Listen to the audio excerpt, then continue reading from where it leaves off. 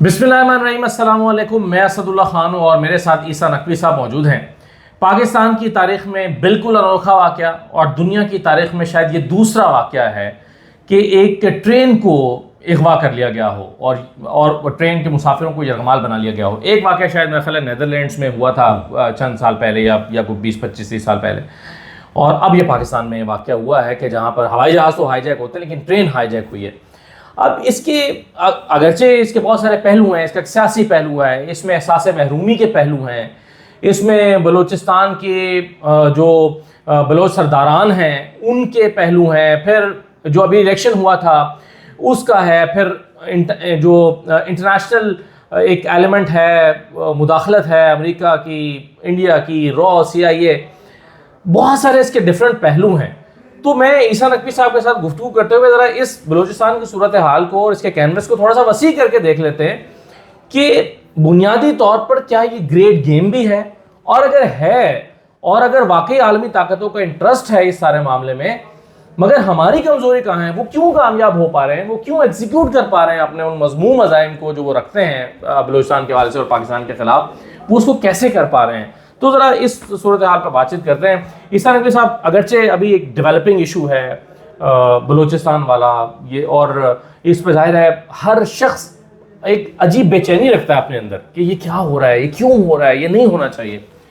लेकिन आप क्या देख रहे हैं इसको कि ये खालिसतन पाकिस्तान का इशू है, एक खालिसतन दाखिली मसला है, इंटरनेशनल इशू भी है, क्या है? नहीं नहीं नहीं नहीं, सिर्फ दाखिली पाकिस्तान का नहीं है। जब आप कहते हैं ना कि आप कैनवस को ब्रॉड करें, मैं आपको बड़ा मुहतात तरीन अल्फाज में आपको ये बता रहा हूँ कि वो जब आप 5 से 10 साल जो गुज़रे हैं उसकी डेवलपमेंट्स को फॉलो करते हैं, तो आप ये कह सकते हैं कि अब बाकायदा एक आलमी प्रॉक्सी जंग की दस्तक दी जा चुकी है। और ये जो proxy battle ground Pakistan already जो ग्रेट पावर्स राइवलरी है उसमें ये एरिया ख़ास तौर पर रहा है, लेकिन अब सूरत हाल अंदाजे से ज़्यादा ख़राब हो चुकी है। हम तो अभी बलूचिस्तान की बात कर रहे हैं ना, एक डेवलपिंग सिचुएशन वहाँ पर है। अब हम उसको ब्रीफ आपको इसलिए नहीं कर रहे कि ये सिचुएशन तब्दील हो रही है कि अभी इतने मुगवी हैं, इतने बाजियाब हैं। अब 1 घंटे के बाद आप ये वीडियो देख रहे होंगे, सूरत हाल तो तब्दील हो चुकी होगी, 2 घंटे के बाद मज़ीद तब्दील हो चुकी होगी। तो हम अभी उस नंबर गेम में नहीं जाते, लेकिन प्रैक्टिकली ये इतना भयानक वाकया है कि जिसने नो गो एरिया बनाने की कोशिश की है किस इलाके को कि जिसके ऊपर इस वक्त आपका मुल्क डिपेंडेंट होने जा रहा था, जिसमें पोटेंशियल मौजूद है। और ये सिर्फ बलूचिस्तान का मामला नहीं, ये खैबर पख्तूनख्वा जिसको हम कहते हैं गेम चेंजर है, ये पाकिस्तान का मुस्तकबिल बदल देगा जी। और अभी तो हम बात करें ना बलूचिस्तान की, आपको पता है कि हम जिस शहर में बैठ के ये वीडियो रिकॉर्ड कर रहे हैं इसको शहर इक़्तिदार कहते हैं। ये इलेक्टेड और सिलेक्टेड एलीट का शहर है, चाहे फॉर्म 47 की हो या फॉर्म 45 की हो, अशराफिया यहाँ पे रहती है। आपने नोट किया है पिछले कुछ वक्त में आपको इस्लामाबाद एंट्री और एग्जिट के ऊपर कोई गैर मामूली चीज़ नज़र आ रही है ना, कुछ एक्स्ट्रा विजिलेंस नज़र आ रही है, कुछ अहम इमारतों की तरफ जाने वाले रास्ते इस वक्त बंद हो चुके हैं, और एक इस वक्त हाइटेंड लेवल ऑफ सिक्योरिटी नज़र आता है। क्यों? इतलात है ना इदारों के पास कि कुछ यहाँ पर खुदकुश हमला आवरों की मौजूदगी।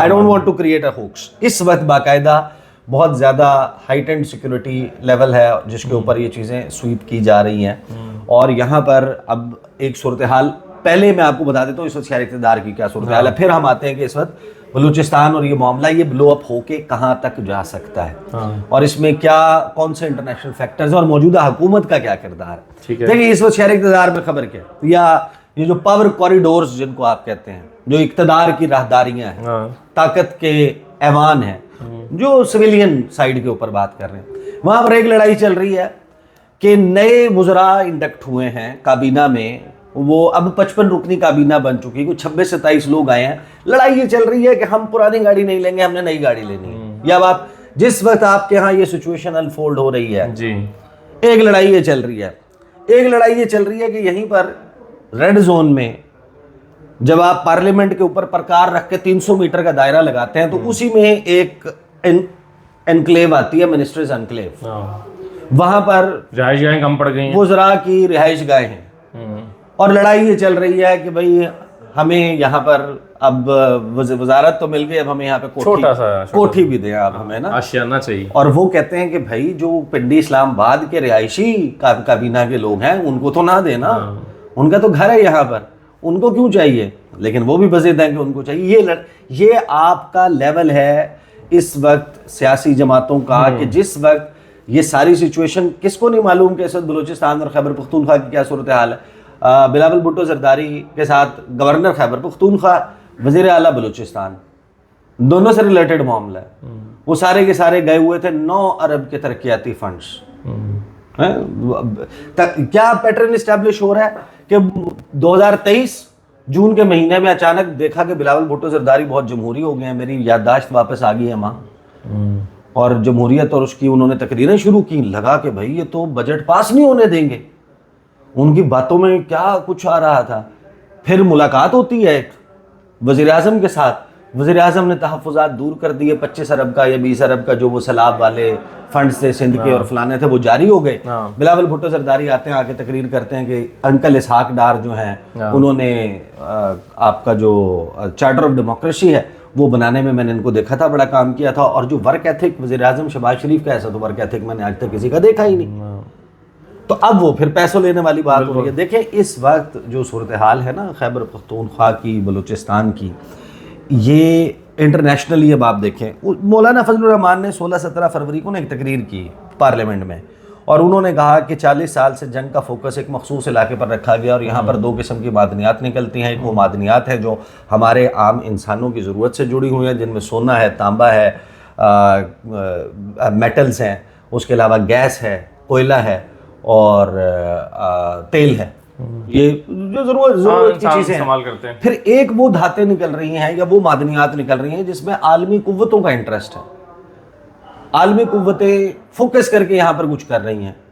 उन्होंने कहा वो चाइना को भी चाहिए धातें, वो धातें या वो मादनियात जो है वो अमेरिका को भी चाहिए, वो रूस को भी चाहिए।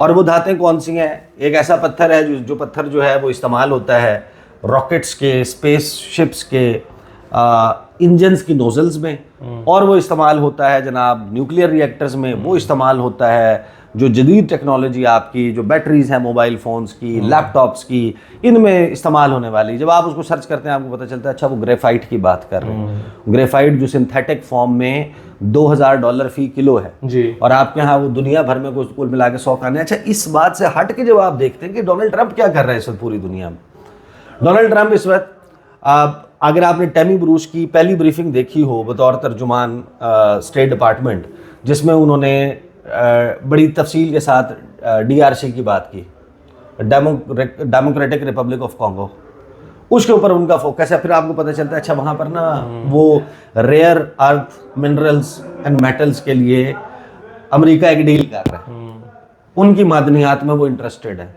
फिर आप यूक्रेन में देखते हैं सारा कुल मिला के आखिर में कहानी क्या पता चलती है कि जनाब वो यूक्रेन से $182 अरब की ये डील कर रहे हैं कि हम यहाँ पर आएंगे और हम आपकी ज़मीन को खोद के यहाँ से वो मादनियात निकालेंगे और हम 182 आलमी ताकतों की सुपर पावर्स का ये एक बुरा पुराना वतीरा रहा है ना कि पहले जहाँ पर रिसोर्सेज निकलते हैं वहाँ पर पहले आप कॉन्फ्लिक्ट पैदा करें, फिर वहाँ पर यूनाइटेड नेशंस की फोर्सेस के नाम पर अमन मिशन भेजें और फिर आप वहाँ से रिसोर्सेज निकालना शुरू। अब आपको मैं एक बात बताऊँ, देखिए ये अगर कल को फॉर एग्जांपल ये अगर चिन्योट वाला मामला जो था जहाँ पे शहबाज शरीफ को सोने के ज़खायर मिल रहे थे फिर नहीं मिले, अगर सचमुच वहाँ से उसी तरीके से सोने के ज़खायर निकल आते आप देखते वहाँ पे भी कॉन्फ्लिक्ट शुरू हो जाती, वो नो गो एरिया बन जाता। अच्छा, ये नो गो एरियाज बनाए जाते हैं और ये नो गो एरियाज बनाने के लिए इन्वेस्टमेंट होती है, उसके लिए प्रॉक्सी बैटल्स लड़ी जाती है। आज देखे ना जो अभी एक वीडियो हमारे सामने आई है BLA के किसी तर्जुमान या उसकी तरफ से अंग्रेजी में वो पैगाम आया है, शायद आपने सुना होगा। तो उसमें वो कहते हैं कि जी हम चाइना को भी वार्न करते हैं कि चाइना फौरी तौर पर यहाँ से निकल जाए। तो अब इसका मतलब है कि वो अगर यानी वो CPEC के अगेंस्ट बात कर रहे हैं तो वो किसके मुफादात? देखिए दो मुल्क हैं जिनकी ओपन पॉलिसी है, चाइना पाकिस्तान इकोनॉमिक कॉरिडोर के खिलाफ और BRI के खिलाफ, जिनकी ओपन पॉलिसी है। अब कोवर्टली तो बहुत सारे ममालिक होंगे ना जो नहीं चाहेंगे, लेकिन दो मुल्क हैं जो बबांगे दोहल अलल ऐलान ये कहते हैं, एक का नाम है इंडिया, दूसरे का नाम है अमेरिका। कि सी पैक नहीं बनने देंगे। सी पैक और BRI को फ्लॉप करने का आपके ख्याल में ये जो INSTC कॉरिडोर है, international north south transport corridor, ये किसको काउंटर करने के लिए? ये सी पैक को काउंटर करने के लिए। जो India middle east Europe corridor है वो किसको काउंटर करने के लिए? वो सी पैक को करने के लिए। जब आप उसको थोड़ा सा डीप डाउन जाके स्टडी करते हैं, आपको पता चलता है कि अगर ये अप एंड फंक्शनल हो जाए तो जो ईस्ट और वेस्ट की कनेक्टिविटी है वो जहाँ 45 दिन में एक कंटेनर बहरी रास्ते से यूरोप पहुँचता है, वो 11 दिन में जो है वो, या 11 से 13 दिन में यूरोप पहुँचेगा पाकिस्तान के रास्ते। और जो उसके ऊपर फी कंटेनर कॉस्ट आती थी उसमें 2800 से $4000 कम कॉस्ट आएगी। अब आप मुझे एक बात बताएं कि जो इंडिया है वो तो तस्लीम नहीं करता कि ये गिलगित बल्तिस्तान से गुजरता है तो हम ये डिस्प्यूटेड इलाका है, हम इसको मानते नहीं है। उसने तो यहाँ से ट्रेड नहीं करनी। अब उसकी जितनी भी यूरोप के साथ ट्रेड है, इम्पोर्ट एक्सपोर्ट है, वो होनी है समुद्री रास्ते से, वो होगी $4000 महंगी फी कंटेनर, और वो ज्यादा होगी ना 45 दिन में, जिसमें आपका जो पेरिशेबल आइटम है वो आइटम उस तरीके से एक्सपोर्ट हो ही नहीं सकता, वो उतना फ्रेश हालत में पहुंच ही नहीं सकता। तो उनको तो पेट में उनके जो है ना वो फड़फड़ा रही हैं तितलियां, उनको तो समझ नहीं आ रही कि फिर हम काउंटर कैसे करेंगे, मुकाबला कैसे करेंगे जो इस रास्ते से भेज रहे होंगे। तो उसके लिए बहुत सारे सेल्स एक्टिव हुए हैं ना।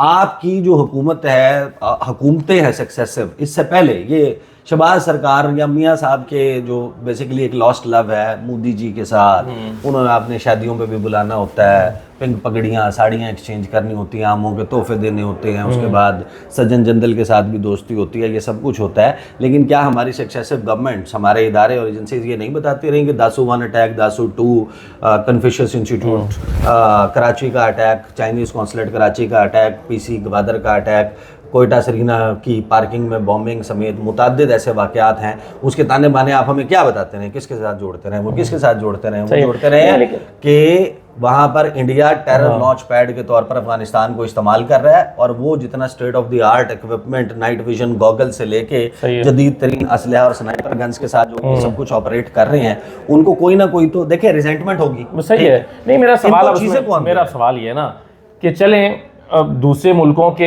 या दूसरी ताकतों के इंटरेस्ट होते हैं, ठीक है, हो सकता है कि पाकिस्तान का भी इंडिया में ये इंटरेस्ट हो, लेकिन आप करने कैसे दे सकते हैं दूसरे मुल्क को? यानी आपकी कोई कमजोरी है ना, इजाजत नहीं कर रहे हैं। मैं एग्री करता हूं। देखें, आप देखें ना, इंडिया ने अपनी फोर्सेस तो नहीं उतारी है वहां पे, कुलभूषण यादव चले एक था, वो वहाँ के लोगों के जो एहसास महरूमी है उसको एक्सप्लॉइट करके उन्हीं लोगों को इस्तेमाल कर रहे हैं, और उनके अंदर एक नाम नेहाद एक आज़ादी की एक उन्होंने वो पैदा कर दी। अगर आपने सीरियस लिया होता अजीत डोभाल के इस बयान को कि ऑफेंसिव डिफेंस की डॉक्ट्रिन है, और वो डॉक्ट्रिन ये है कि आप सरहद पे दुश्मन को एंगेज नहीं करना चाहते तो आप उसके अंदर घुस के उसकी फॉल्ट लाइंस पर काम करें, उसकी लिसानी फॉल्ट लाइंस पे काम करें, सेक्टेरियन पे करें, पॉलिटिकल पर करें, इलाकाई पर करें, और मौशी फॉल्ट लाइंस पर करें, और उसको अंदर से इतना खोखला कर दें, वीक कर दें कि वो आपके साथ मुकाबले की सकत ना रखता हो। उसके बाद अगर आपने लाल किले के सामने नरेंद्र मोदी का 15 अगस्त के 2-3 ऐसे खिताब हैं जिसमें वो खुल के कह रहा है कि मैं बलूचों के साथ राब्ते में हूँ, और वो मुझे ये बताते हैं, और मैं राब्ते में हूँ जनाब कश्मीर के फलां लोगों से और गिलगित बल्तिस्तान के फलां लोगों से, उसी नरेंद्र मोदी को जवाब किसने देना है? जवाब मौजूदा हुकूमत ने देना है ना। वो आपको ख़त लिखता है कि शहबाज शरीफ साहब कांग्रेचुलेशन, आप वज़ीर आज़म बन गए हैं, हम आपके साथ ताल्लुकात में बेहतरी के लिए चाहते हैं कि हम ज़रा टेररिज्म हो, आप क्योंकि एपी सेंटर ऑफ टेररिज्म है, मरकज़ है, मंबा है दहशतगर्दी का, हम इसके ऊपर बात करना चाहते हैं। आपका वज़ीर आज़म जवाब में लिख दे कि भाई आप भी समझौता एक्सप्रेस पे जरा हमसे बात करें ना, कुलभूषण यादव पे बात करें ना, ये BLA BRA के ऊपर बात करें ना। वो जो आपका जो कुलकर्णी था, वो जो रॉ में फलां ओहदे के ऊपर था, और वहाँ से इंडिया के फलां अकाउंट से जलालाबाद में और फलां जगह के ऊपर इतने पैसे ट्रांसफ़र हुए थे और वो पे किए गए थे, इंतज़ाम करवाया गया था, मुख्तलिफ जो तंजीमें यहाँ पर ऑपरेट कर रही हैं, तो ये ज़रा इसके ऊपर हमारे साथ भी बात करें ना। वो जो डॉसियर साहब बनाते रहे वो कहाँ गायब हो गए? अचानक से आपकी दोस्ती किस तरीके से हो गई है? इसको कॉल आउट कौन करेगा? Indian defence minister Rajnath Singh press conferences करता है, बयानात देता है, वो बार बार आपको ये कहता है कि हमने जनाब, एक तो वो 12 दिसंबर का मशहूर खिताब है जिसमें वो ये कहता है कि पाकिस्तान का बनना एक ऐतिहासिक गलती थी और इस गलती को अंडू करने का वक्त बहुत करीब आ गया है। यानी एक हिस्टोरिक मिस्टेक थी पाकिस्तान का, ये सीमा रेखा हम नहीं मानते, ये गिलगित बल्तिस्तान और कश्मीर भी हम ले लेंगे। उसके बाद वो ये कहता है कि हमने पाकिस्तान में घुस के इतने बंदों को मार दिया है। फिर वो ये कहते हैं कि जनाब अभी इंडियन मीडिया का रिसेंटली देख लें कि वो कुलभूषण यादव को पकड़ने में वो जो फलां मुफ्ती है उसने जिसने फैसिलिटेशन की थी उसको भी हमने घुस के मार दिया है। जब वो ये क्लेम करते हैं, आपका वज़ीर दिफा उठा के आप उसकी 150 प्रेस कॉन्फ्रेंसेस देख लें, मुंह में दही जमा के बैठा होता है, who is going to answer? Pakistan को रिप्रेजेंट करके जवाब किसने देना है? अभी आप देख लें कि इस सारे मामले में आपका एतराज हो सकता है कि भाई तहरीक इंसाफ जो है ना वो सवाल उठा रही है कि ये सिक्योरिटी लैप्स था, या तहरीक इंसाफ ये सवाल उठा रही है कि मैंडेट का एहतराम किया जाता, ये रिजेंटमेंट ख़त्म हो सकती थी, या अपनी वो बात करिए ना। आपका हदफ तनकीद इस वक्त कौन होना चाहिए? भाई उनको ट्रेनिंग जिसने दी है, उनको पैसा जिसने दिया है, उनको मैप जिसने दिया है, उनको रैकी जिसने करके दिया है, जिसने उनको ये बताया है कि फलां जगह के ऊपर ना मोबाइल के सिग्नल होंगे और ये एक परफेक्ट चौक पॉइंट है जहाँ पर आप ये सब कुछ बड़े आराम से कर सकते हैं।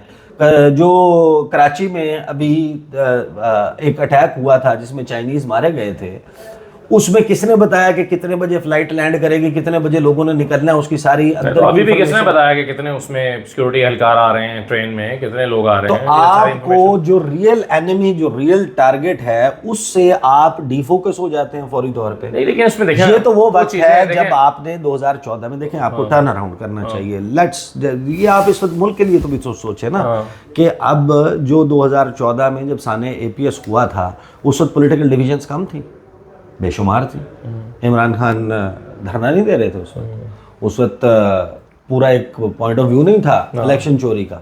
उसके ऊपर आपने बैठ के कर ली ना कॉन्फ्रेंस, करके आपने एक नेशनल एक्शन प्लान बना लिया, उसके ऊपर अमल दरामद करने के बाद आपने हालात बेहतर कर लिए। वो हालात बेहतर करने के बाद उसको कंटिन्यू करने के लिए ये आज जो सूरत हाल है, आपने पॉलिटिकल इन फाइटिंग से बाहर आके क्या इन चीज़ों को देखना है कि आलमी से मंजरनामे पे इस वक्त देखें, America might not be interested कि उनको पाकिस्तान में या पाकिस्तान से ये मादनियात चाहिए या यहाँ पर उनको अपनी प्रेजेंस चाहिए, लेकिन उनका ये इंटरेस्ट तो हो सकता है ना कि यार अगर हमें मिलती है ना मिले, चाइना को ना मिले, हालात ख़राब कर दें।